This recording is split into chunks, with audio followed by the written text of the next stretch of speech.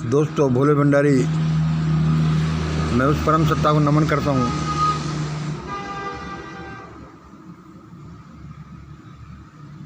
अभी आज उस देव सत्ता ने मुझसे क्या कहा, देववाणी क्या बोली। मंगल मंगल सुन, ये बीजेपी और आरएसएस का तो समूल नाश हो जाएगा। भारतीय जनता पार्टी और आरएसएस, इन दोनों का तो नाम निशान नहीं मिलने का दुनिया में। आप कहोगे भाई क्यों सुबह किसी के लिए कड़ा बोल गए, और ये लोग बोलने लगेंगे तो क्या होगा। हाँ भाई साहब, ये लोग तो बहुत ताकतवर हैं, लेकिन क्या करें, भगवान मुझसे जैसा बोलता है बुलवाता है, मैं बोलता जाता हूँ। उसने कहा है कि अब आरएसएस और बीजेपी का भारत में नामो निशान नहीं मिलने का, ये दोनों जड़मूल से नष्ट हो जाएंगे।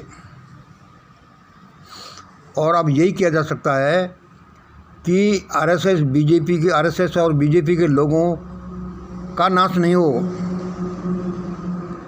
करना तो इसके लिए करो, कहीं ऐसा नहीं हो कि इससे संबंधित लोगों का भी नाश हो जाए।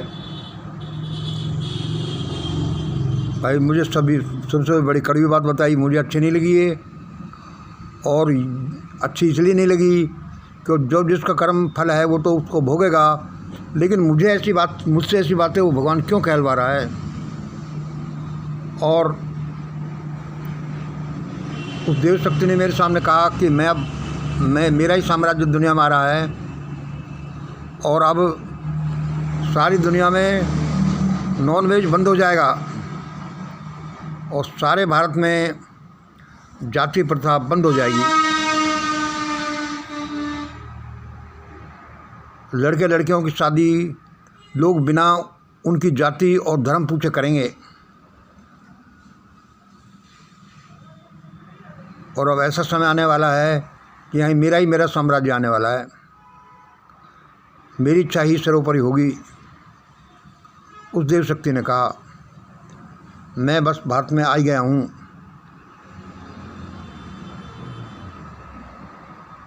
मैंने कहा भाई ठीक है। इसलिए दोबारा सुन लीजिए कि भारत में ये बीजेपी और आरएसएस जैसे संगठन तो बिल्कुल नष्ट हो जाने के हैं, बिल्कुल जड़ से मिट जाने के हैं, लेकिन इससे संबंधित लोग जो भी इससे संबंधित रहें, उनकी जान बची रहे जब तक उनका जीवन है। और यदि इसमें कोई गड़बड़ी की गई तो उनसे संबंधित लोगों के लिए भी खतरा पैदा हो जाएगा।